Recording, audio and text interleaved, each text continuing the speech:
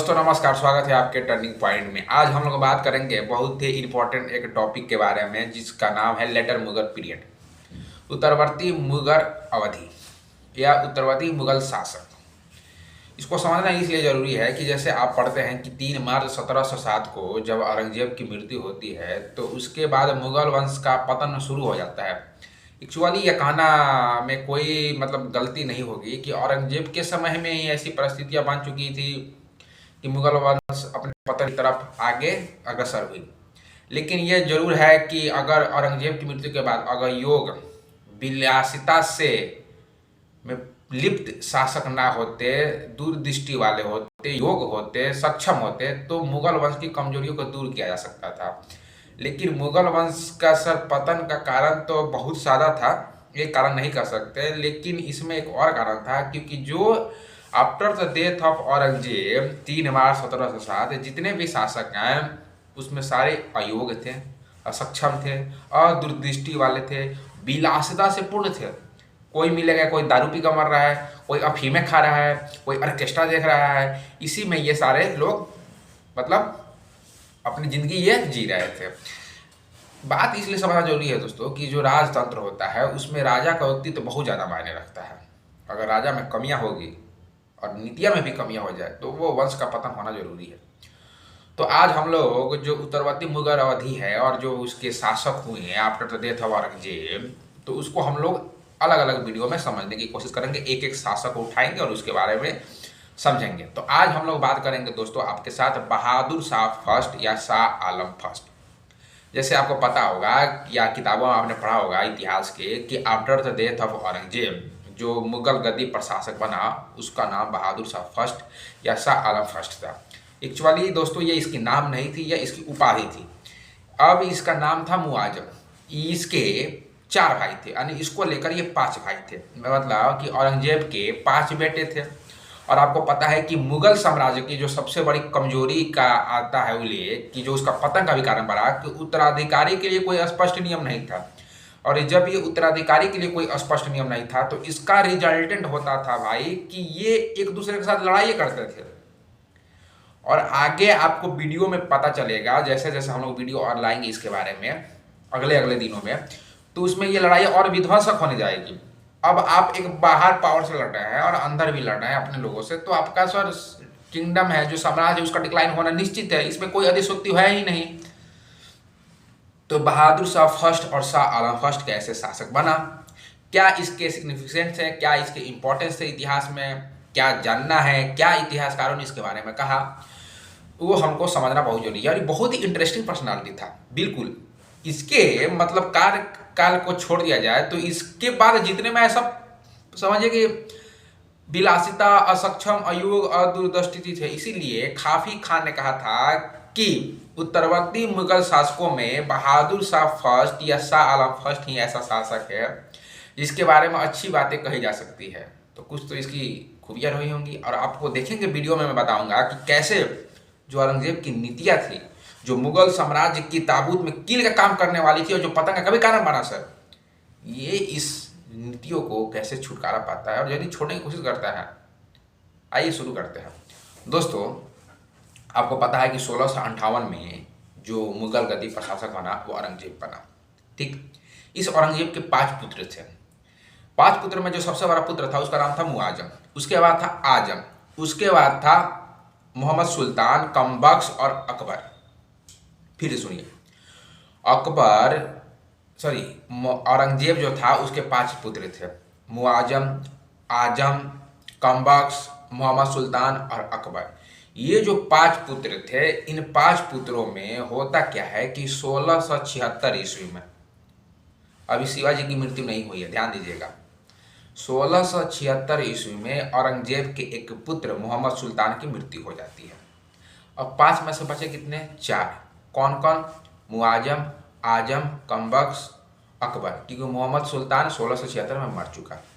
1678 में यानी after the death of Mohammad Sultan 2 सालों के बाद एक बहुत बड़ा डेवलपमेंट होता है। ये डेवलपमेंट राजपूत एरिया में होता है। 1678 में मारवाड़ के जो राजा थे जसवंत सिंह, उनकी मृत्यु हो जाती है और कोई उनका उत्तराधिकारी ना होने के कारण मुगल शासक बादशाह औरंगजेब सोचता है कि यह अच्छा मौका है क्योंकि मड़वार को मुगल साम्राज्य में मिला लिया जाए। और मुगल साम्राज्य में मड़वार को मिलाने के लिए, विलय कराने के लिए, उस पर कब्जा करने के लिए उसने अपने पुत्र अकबर को चुना। अकबर सबसे छोटा पुत्र था। जब औरंगजेब ने अकबर को बुलाया कि बेटे, तुमको तो पता ही होगा कि 1678 में जसवंत सिंह मर गया, और मर गया तो मड़वार बिना राजा का है, और यही अच्छा मौका है कि इस पर हम लोग कब्जा कर लें और ये हमारे हाथों में आ जाए और मुगल साम्राज्य का हिस्सा बन जाए। अकबर बोला बहुत अच्छी बात है, मैं तो जाऊंगा अभियान के लिए, मड़वार को मुगल साम्राज्य में मिलाऊंगा। अब ये चल देता है सेना वना लेकर। ध्यान दीजिएगा, राजपूत बहुत चालाक आदमी थे। उस राजपूतों में एक व्यक्ति था दोस्तों, जिस व्यक्ति का नाम था दुर्गादास राठौर। इसने डिप्लोमेसी किया, कूटनीति किया। इसने क्या किया कि जब अकबर औरंगजेब का पुत्र, वो अकबर जलालुद्दीन मोहम्मद अकबर नहीं, अकबर औरंगजेब का पुत्र की मैं बात कर रहा हूँ, जब वो मड़वार पर गया तो दुर्गादास राठौर ने एक कूटनीतिक काम किया। उसने राजपूतों को बताया कि ये जो अकबर आ रहा है मड़वार को जीतने, एक काम करते हैं, इसको करते क्या है कि इसको भड़काने का काम करते हैं। और भड़काएंगे कैसे, देखो कैसे भड़काया जाता है। जब अकबर चला मड़वार को कब्जा करने, बीच में ही उसको रोक लिया गया और बोला गया कि आप कहाँ जा रहे हैं। उसने बोला कि अरे औरंगजेब मेरे पिता हैं, बादशाह हैं, और उन्होंने मुझे ऑर्डर दिया है कि मड़वार को जीतना है, जिताकर मुगल साम्राज्य मिला लूँगा, मेरा नाम होगा दरबार में। इसमें कहा गया, दुर्गादास राठौर जो लीड कर रहे थे और जो राजपूत लोग थे, उन्होंने कहा कि मूर्ख हो, तुम कोई भी नहीं पता, तुम्हारा एक भाई था मोहम्मद सुल्तान जो 1676 में मर गया, और तुम्हारे अभी 3 भाई हैं, एक मुआजम, आजर, कम्बख्श। ये बताओ, तुम मड़वार जीत गए और मुगल साम्राज्य में मिल गया, तो इसकी क्या गारंटी है कि तुम ही शासक बनोगे? और तुम्हारे 3 भाई तुमको बनने देंगे? बताओ। और मारे गए इस युद्ध में, तुम ऐसे ही खत्म। तो तुम्हारा पिता तो तुमको दांव पर लगाया है। ये बताओ कि तुम मड़वार जीत लोगे और मुगल समाज में मिल जाएगा, तो क्या जरूरी है कि तुम शासक ही बनोगे? कोई इसकी गारंटी है? नहीं गारंटी है। फिर क्यों लड़ने आए हो? उसको लगा यार सही बात है यार, मैं तो फंस गई यहाँ पर। अब अकबर ने क्या किया कि अपने ही मुगल सेना के खिलाफ उसने विरोध कर दिया। औरंगजेब के बारे में कहा जाता है दोस्तों कि औरंगजेब ने अपने पुत्र का मुंह तक नहीं देखा था, जब वो बड़े हुए तब देखा। बोला कौन? औरंगजेब, वही मेरा बेटा अकबर, जिसको मड़वार में भेजे थे जीतने के लिए, वो वहां पर अपने ही सेना का विरोध किया है, पकड़ो उसको मारो। औरंगजेब का आदेश था। अकबर को ये बात पता चली, वो बोला कि राजपूतों ने तो मुझे बड़ी फंसा दिया यार, मैं कहा इनकी बातों में फंस गया, अब मेरा बाप भी मारेगा, इधर राजपूत भी मारेंगे मुझे। उसने क्या किया कि मराठों के समय में चला गया। अब देखिए, मराठा सबसे बड़े प्रतिद्वंदी औरंगजेब के समय में मुगल दरबार में। औरंगजेब की यही कमी थी कि वो उसको पता था कि मैं मराठों को दबा दूंगा, लेकिन वो कभी सोच नहीं पाया कि शिवाजी जैसे अनेक मराठों को आप आसानी से नहीं दबा सकते हैं सर। दक्कन की उसकी जो नीति थी, 25 साल तक सर वो दक्कन में इंगेज रहा औरंगजेब। एक शासक जो 50 साल तक राज करे और 25 साल युद्ध में ही व्यस्त रहे, वो भी दक्कन के तरफ, क्या ही हो सकता है। तो आप देखिए कि मोहम्मद सुल्तान गया, और मोहम्मद सुल्तान जब गया मराठाओं कब्जे में, तो उस समय शंभूजी और राजा राम ये शिवाजी के पुत्र थे, लेकिन फिर भी उसको जमा नहीं बात, और जमा नहीं तो फिर वो भाग गया फारस, आज के समय में ईरान। और फारस गया, और फारस जाने के बाद दोस्तों उन्होंने किया क्या कि उसी पर अकबर की मृत्यु हो गई। अब एक देखिए, 5 पुत्र, मैंने शुरू में आपको बताया था औरंगजेब के 5 पुत्र, एक का नाम था मुआजम, आजम, कम्बख्श, मोहम्मद सुल्तान और अकबर। एक तो बेचारा ऐसे ही 1676 में मर जाता है। 1678 में मड़वार के शासक जसवंत सिंह की मृत्यु के बाद अकबर को भेजा जाता है औरंगजेब के द्वारा कि भाई कब्जा करो, राजपूतों की कूटनीतिक नीति, मैंने बताया कहानी आपको। और बेचारा वो अपने इसने करा विरोध। फिर औरंगजेब का रिटेरिएट, अकबर को पता चलता कि मैंने गलती कर दी, राजपूत भी मारेंगे, मेरा बाप भी मारेगा, भागा मराठों को शरण में। मराठा तो शुरू से दुश्मन किसके? मुगलों के। फिर भागा फारस, ईरान में उसकी मृत्यु हो गई। अब ये बताइए कि अकबर के 5 पुत्रों में 2 पुत्रों की मृत्यु हो गई, 2 विकेट गिर गया, बचा 3 विकेट। अब 3 विकेट में आपको 2 विकेट तो गिराना है, क्योंकि राजा एक ही बनेगा, गद्दी एक ही है, एक एरिया के एक ही सिर हो सकता है ना सर। तो चलिए अब राजा बनाते हैं हम। राजा तो हमको पता है कि आपको बनाना है कि update death of Aurangzeb. After death of Aurangzeb 3 मार्च 1760 को जब औरंगजेब की मृत्यु हुई, तो पता है कि बादशाह फर्स्ट, ये साल फर्स्ट जो उसकी उपाधि थी, और शासक बना। तो बना कैसे ये बताएंगे, क्योंकि 5 लोग थे तो 5 लोगों में 2 लोग चले गए, बचे 3 लोग। कौन? मुआजम, आजम और कमबख्श। अब एक चीज देखिए दोस्तों, औरंगजेब के समय जो मुआजम था ये काबुल का गवर्नर नियुक्त था मुगल साम्राज्य का। जो ये आजम था ये गुजरात का गवर्नर नियुक्त था। और ये जो कमबख्श था ये बीजापुर का गवर्नर नियुक्त था। ऐसा इतिहासकार कहते हैं कि औरंगजेब मरने से पहले ही बांट दिया था कि भाई तुम लोग अपना अपना देख लेना, जो शासक बनेगा, जो योग होगा उसको शासक बना दिया जाएगा। आती है वह समय, 3 मार्च 1707 को औरंगजेब की मृत्यु होती है। और औरंगजेब की मृत्यु होने के बाद वह सबसे पहले जो आजम था, जो गुजरात का गवर्नर था मुगल साम्राज्य का, गुजरात में उसकी पोस्टिंग थी, वह काफ़ी ज़्यादा योग्य था शासक बनने के लिए। दरबार के लोग भी चाहते थे कि आजम शासक बने। काबुल में बैठे मुआजम को पता चला कि मेरे होते हुए आजम कैसे शासक बन सकता है, उम्र में मैं बड़ा, भाइयों में मैं बड़ा, तुम कैसे शासक बन सकते हो। वो बोला कि क्यों नहीं शासक बन सकते हैं, मेरे में क्वालिटी है, मैं ही शासक बनूंगा। तो मुआजम बोला कि भाई आजम, मैं चाहता हूं ना कि जो हमारे पूर्वज ताजमहल बनाए हैं, तो आओ ना देखते हैं आगरा में, बड़ी मजा आएगा देखने में, घूमा जाएगा। वो बोला ठीक है भाई आते हैं, चलो। जब आजम पहुंचा आगरा, आगरा में एक जगह है जजुआ, उस जजुआ पर जब पहुंचा और देखा कि भाई मेरा भाई कहाँ है मुआजम, वो तो मुझे ताजमहल दिखाने आया था। वो देखा कि मुआजम सेना लेकर खड़ा है। बोला भाई ये क्या कर रहे हो तुम मेरे खिलाफ सेना लेकर आ रहे हो। वो बोल रहा है कि मैं काबुल में बैठा था, सुना तुम गुजरात में गवर्नर हो और तुम राजा बनने वाले हो, शासक बनने वाले हो, मैं बड़ा हूँ। वो बोले तुम बड़े तो हो गए, क्वालिटी मेरे में है, दरबारी जाते हैं, राज के लोग जाते हैं, तो मैं ही बनूंगा ना। वो बोला कि बनोगे तब पहले हमसे लड़ो। बोला लड़ना है तुमको यार, मैं तो तुमसे ज़्यादा क्वालिटी रखता हूँ और मेरे पास योग्यता है, तुम टिकोगे मेरे पास। जजुआ में 18 जून 1707 को मुआजम और आजम के बीच युद्ध होती है। मुआजम जो बड़ा बेटा था औरंगजेब का, जो काबुल में नियुक्त था गवर्नर मुगल साम्राज्य का, उसने आजम को बड़ी मार मारा ही नहीं, उसको मार दिया। अब हमको ये बताइए कि 5 भाई में 3 भाई चले गए, बचे कितने? 2। कौन? कमबख्श और मुआजम। ये जो कमबख्श है यह बीजापुर में गवर्नर नियुक्त है, ठीक है। ये जो आदमी था कमबख्श, ये बहुत ही शरीफ आदमी था, ज़्यादा लड़ाई करना नहीं चाहता था। इसको पता चला कि जो बड़े भैया हैं मुआजम, इन्होंने आजम भैया को मार दिया है। तो उसके जो हितैषी थे बोलिए कि आप भी जाइए, कुछ कीजिए, नहीं तो गद्दी आपको भी नहीं मिलेगी। बोला रुको रुको, मैं ठंडे से काम करने वाला व्यक्ति हूँ। जो मुआजम था वो बोला कि आजम बेचारे तो चले गए, अब मुझे कौन रोकेगा गद्दी पर शासक बनने के लिए। और 1707 में जो मुआजम था वह बहादुर शाह फर्स्ट और शाह आलम फर्स्ट के नाम से मुगल गद्दी पर बैठा। तो स्वागत कीजिए, आपके सामने आ चुके हैं बहादुर शाह फर्स्ट, शाह आलम फर्स्ट। अब देखिए इसके बारे में इंपॉर्टेंट चीजें क्या क्या है जो आपको जाननी जरूरी है। जब ये शासक बना तो इसकी उम्र 63 साल थी, अगर मैं सही हूं तो इसकी उम्र 63 वर्ष थी, बिल्कुल मैं सही हूं। अब 63 साल का कोई व्यक्ति शासक बने तो ये बताइए उसकी नीति क्या होगी। अब मैं आपको बताता हूं, इतिहास में वही शासक सफल हुआ है जिसने अपने प्रायोरिटी के अनुसार पॉलिसी बनाई है। जो उसकी प्राथमिकता है उस प्राथमिकता को मतलब ध्यान में रखते हुए नीति बनाई है, वही शासक ज्यादा दिनों तक टिका और नाम कमाया।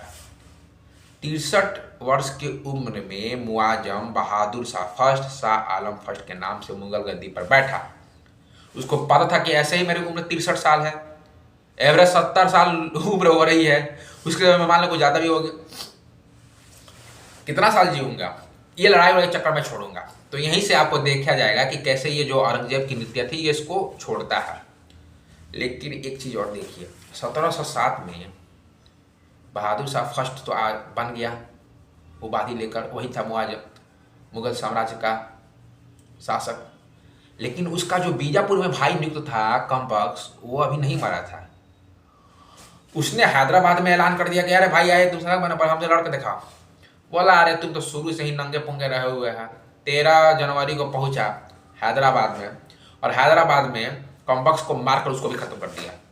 सारे लोग खत्म, बचा कौन? वही और बहादुर शाह शासक बन गया है। चलिए अब इसके बारे में जानते हैं कि इसकी क्या क्या चीज़ें थी, क्या क्या अचीवमेंट थे, क्या क्या कमियां थी, उस सारी चीज़ को हम लोग देखेंगे। जब बहादुर शाह फर्स्ट शासक बना तो उसके सामने जो सबसे बड़े पावर जो उसको चैलेंज दे रहे थे उसमें थे राजपूत, मराठा, सिख और जाट। ठीक है, इसी चीज़ों को लेकर हम लोग चीज़ों को समझने की कोशिश करेंगे। इसने सबसे पहले क्या किया कि जो औरंगजेब ने जर्जिया कर लगाया था हिंदुओं पर, जो एक धार्मिक कर था, उसको बोला कि भाई ये हटाओ, ये नहीं लगेगा। अब इस पर भी डिस्प्यूट है क्योंकि इसके बाद जो शासक आएगा जहांगीर शाह, वो भी जजिया हटाता है।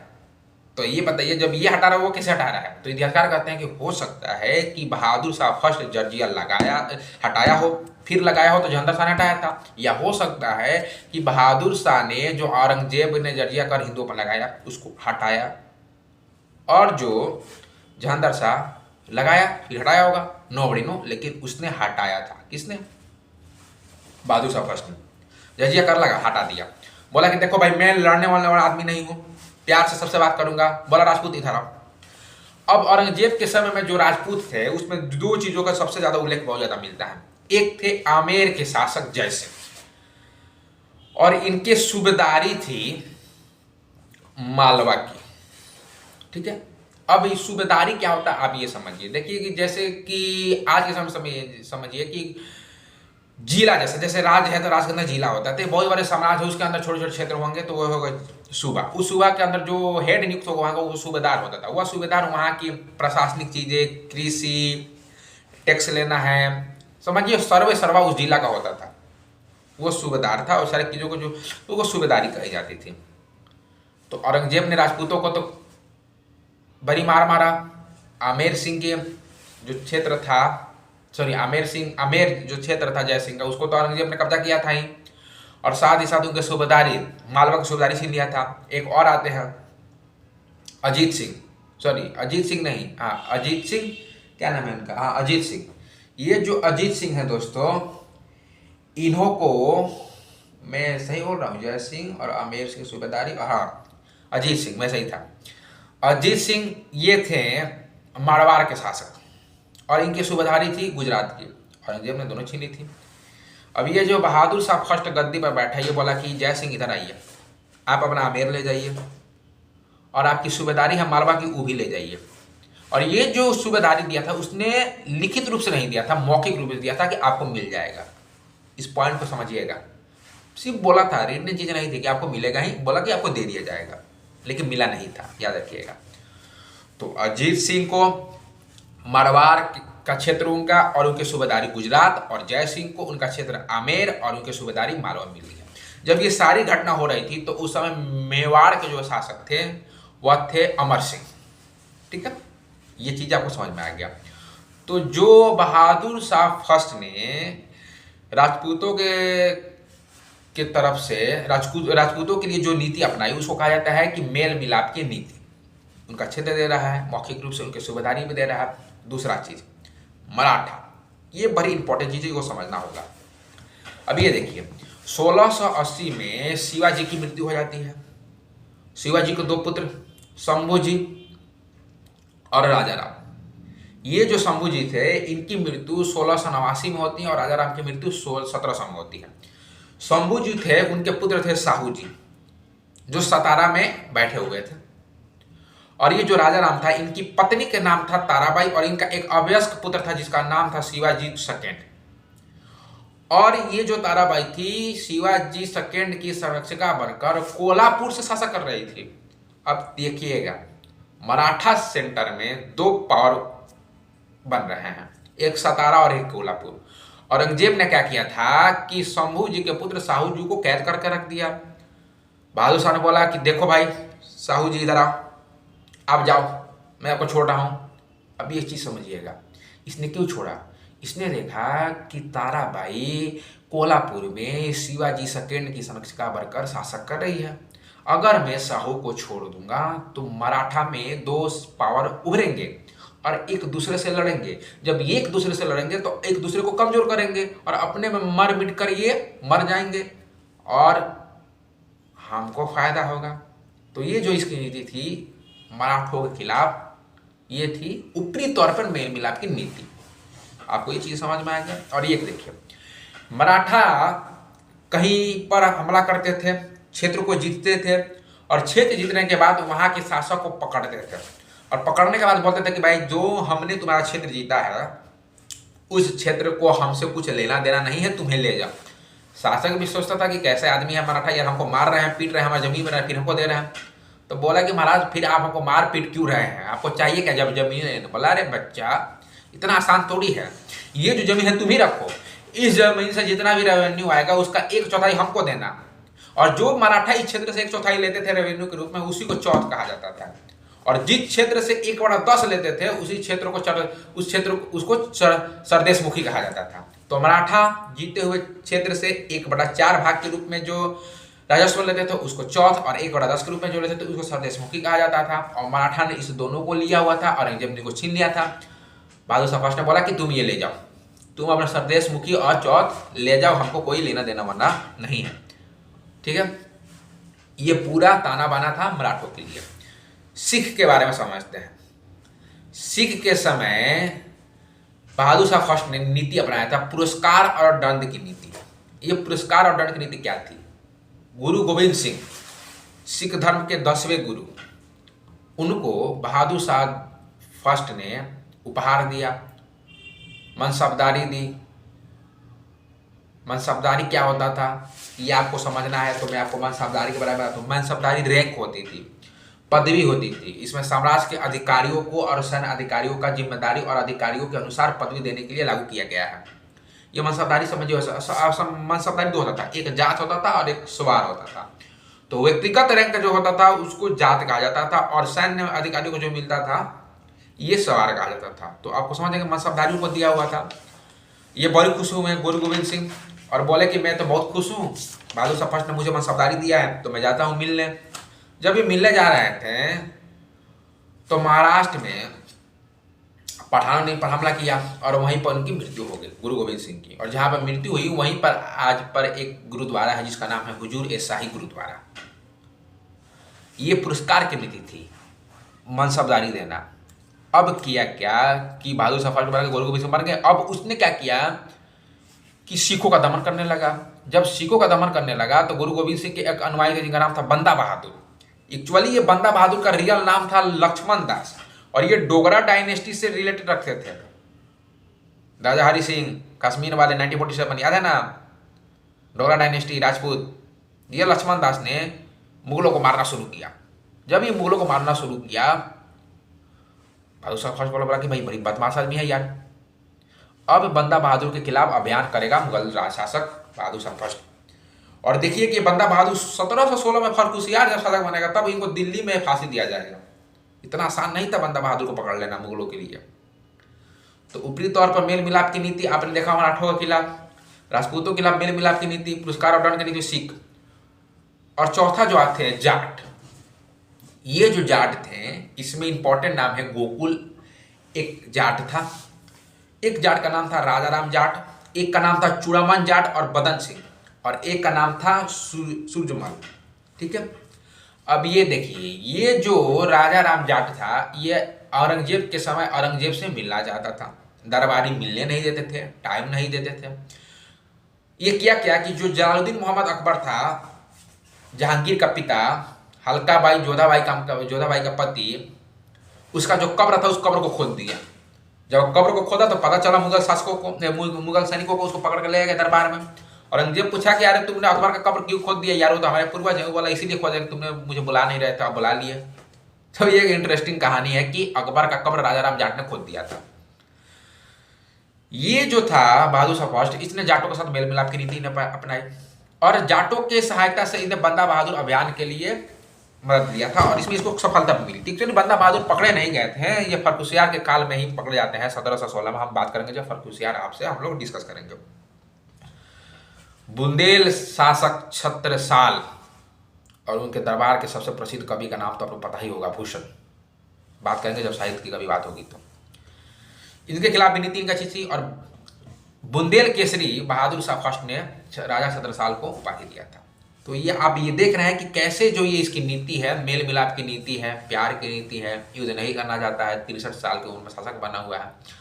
ये जो पूरी कहानी थी, ये कहानी थी आपकी बहादुर शाह फर्स्ट की। बंदा बहादुर का अभियान कर रहा था और फरवरी 1712 में इसकी मृत्यु हो जाती है।